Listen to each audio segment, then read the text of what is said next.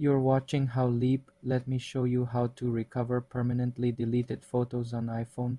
Open the Photos app, tap Albums at the bottom, scroll down to Utilities and tap Recently Deleted. Here you'll find photos deleted within the last 30 days. Select the photos you want to recover, tap Recover. They will return to your main library. If photos are not there, they may be permanently gone.